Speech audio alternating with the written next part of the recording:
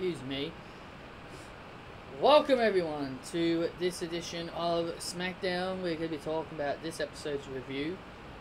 This is the final Smackdown of April. Well, when it comes to America it is. To me it's the 1st of May, but it's the end. It's the last episode of April. But anyway, we had the big Roman Reigns Daniel Bryan match. It wasn't really a whole lot that took place on the show.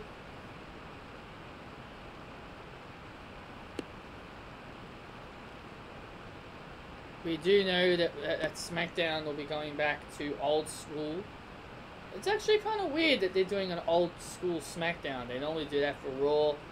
Aleister Black had another one of his little chapters from the book. And Roman Reigns got new music. That was the big thing that come out of it.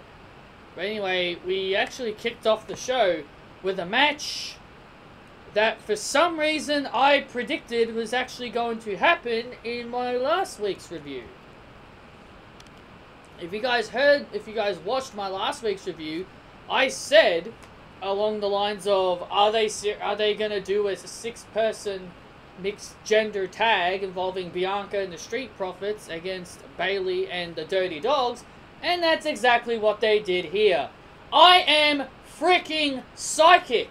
I swear to freaking God, it's like I see the future. I swear to freaking Christ, it's like I see the future and I know what WWE is gonna do.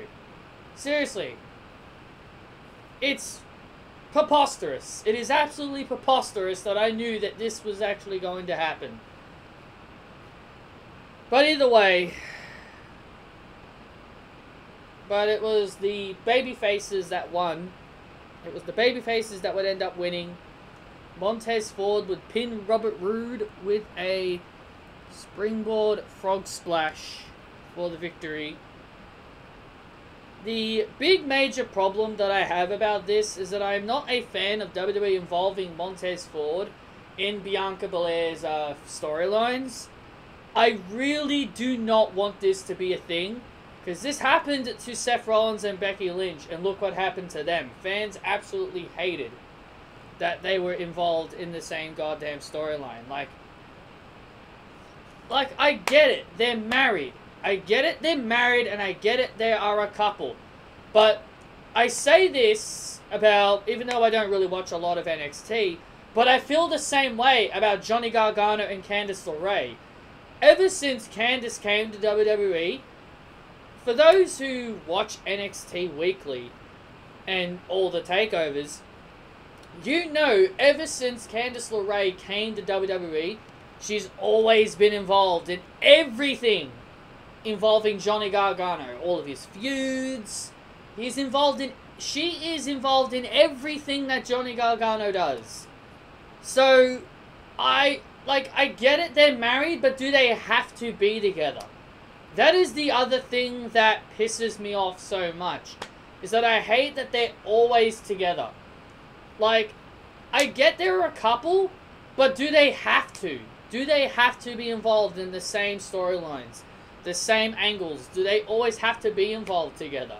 No, they don't have to always be involved with each other.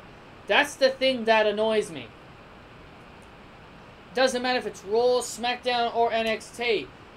It's a problem that I always have an issue with, and I'm not a fan of it. I'm not a fan of real-life couples just banding together to take out a common enemy because, oh, one of my rivals, I've got one rival, and my husband is feuding with another set of rivals. Let's team up to take on those said rivals together. Like, it's silly. It's silly. I don't like it. To me, this is not a good start to Bianca Belair's championship run, and it's all my opinion. It's my opinion. This is not a good start for her championship run. I'd rather her feud with Bayley, and that be its own thing. I don't want it to be intertwined with the Dirty Dogs and the Street Profits. I don't want it to be intertwined with all that. It's just something I'm not a fan of. I wasn't a fan of Seth and Becky doing it. in 2019. I wasn't a fan of it in 2019. I'm not a fan of it when it's Johnny and Candice. Like, even if they did it with other couples, I still wouldn't like it. Just, if you want to have them team up, sure, it'd be okay to do like a one-off team up. But don't involve them in the same storyline. Like if they want to have them team up just for like a one-off, that I can accept. If it's just a tag up for a one-off, then I'm okay with it. But if you just put them in a storyline and you intertwine the storylines together, then it's just something I'm not a fan of. It's my and that's just my opinion on that. We get, and once again, for like the 100th time, we get Natalya and Tamina facing off against Shayna Baszler and Nia Jax. Why do we have to always deal with Nia Jax and Shayna Baszler every single week? Yes, I know, they're the women's tag team champions. They have to be on both shows. Fine. But does it always have to be them every single week? Can't we get a break from Nia Jax and Tamina? Nia Jax and Shayna. Can't we get a break from them? Like, seriously, can't we get a break from them? I'd rather see frickin' Carmella. I'd rather see Carmella than see Nia Jax and Shayna Baszler. Why can't we have Carmella wrestle frickin' Mia Yim? Or wrestle frickin' Liv Morgan or Ruby Riott? Why can't we see Ruby Riott or Liv Morgan face off against somebody? But no. According to Vince McMahon and creative, we all want to see Nia Jax and Shayna Baszler. Hell no, I do not want to see Nia Jax and Shayna Baszler.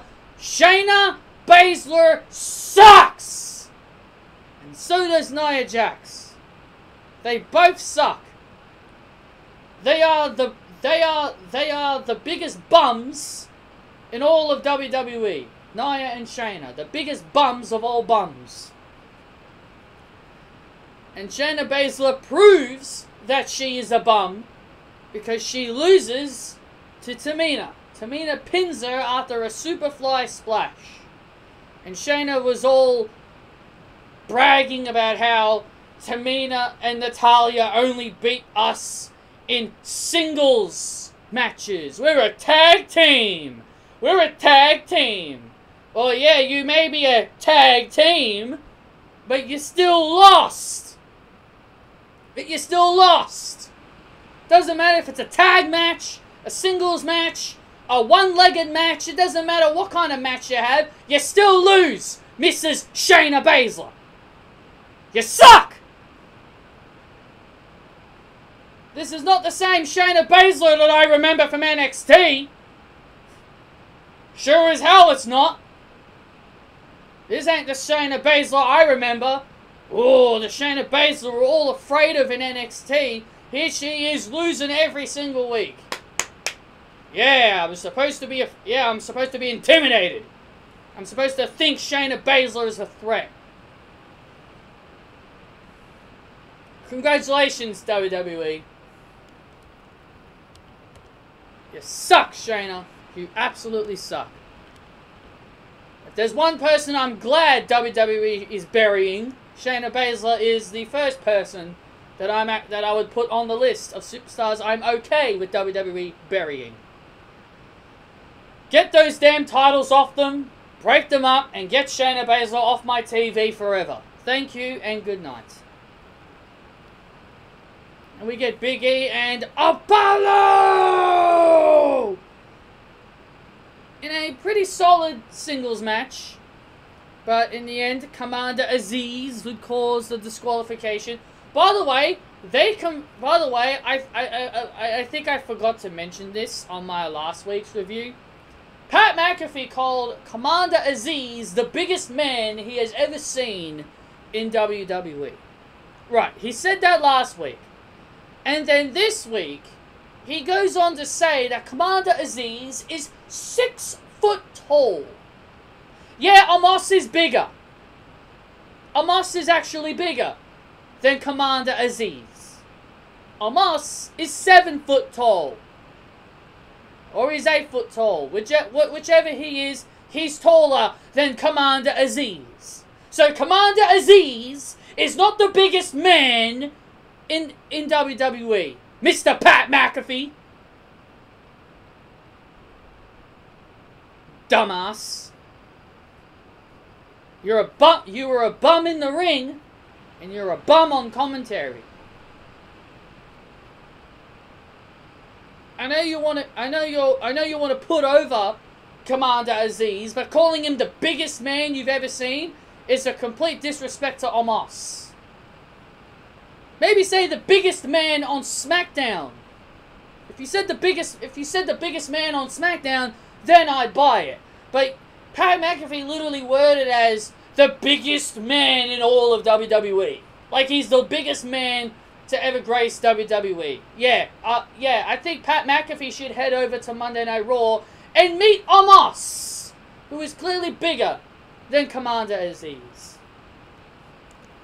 So yeah, I didn't mention that last week, so I thought I'd mention that now. Pat McAfee is a dickhead.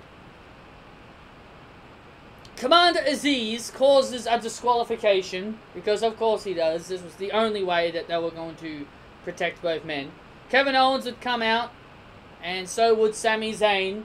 So it looks like we're going to be getting a fatal 4-way for the Intercontinental Championship.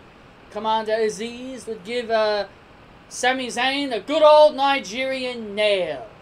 So we're going to be getting a fatal 4-way involving these 4 teams for the Intercontinental Championship.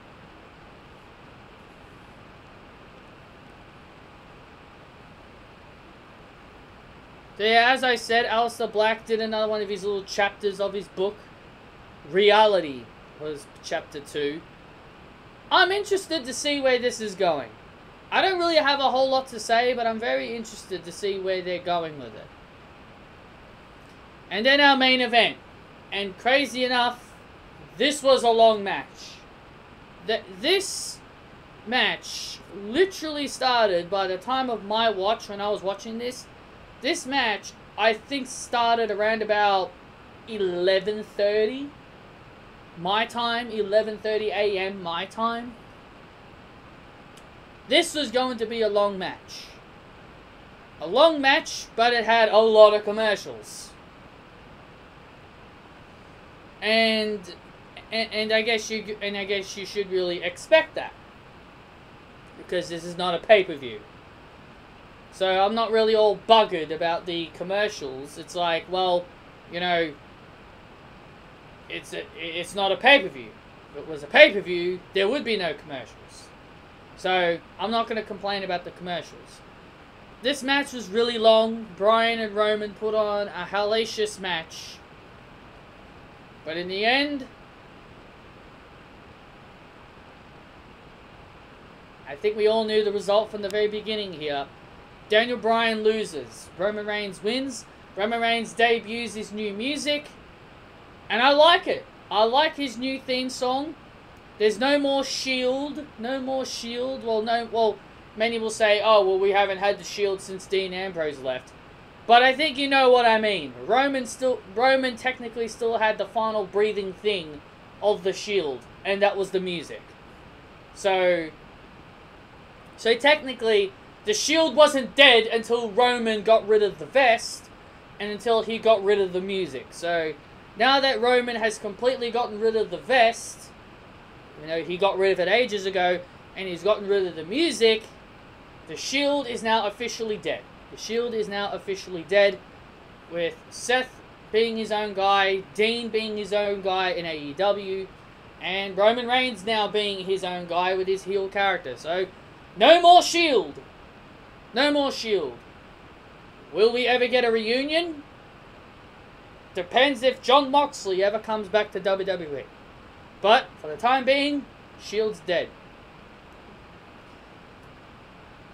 And Roman would get the victory, obviously. He'd get the victory with the guillotine. The guillotine, however you say it.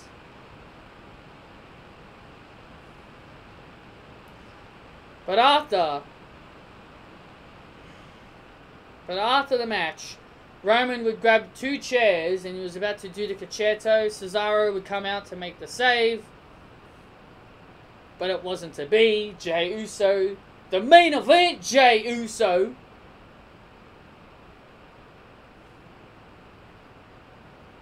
And that was pretty much it. That was pretty much it. Bryan was hit with the concerto, thanks to Jey Uso getting involved. And that's pretty much that. Now, I know this is a very unpopular thing to talk about here on this review, but I want to bring this to your attention.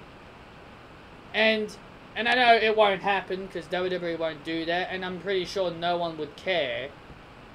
But I'm only bringing this up because it's starting to irritate me. Kind of a bit about how WWE handle their superstars.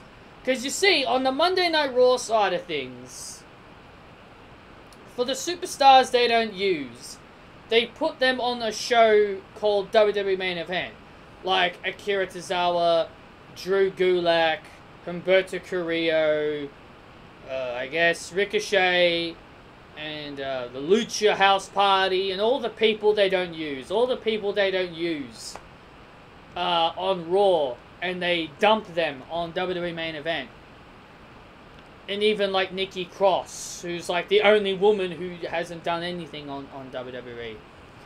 But the reason why I bring this to your attention is because I feel like Smackdown should also do the same thing. Because there are some people Smackdown are not using. Like Murphy, Shane Thorne, Shinsuke Nakamura,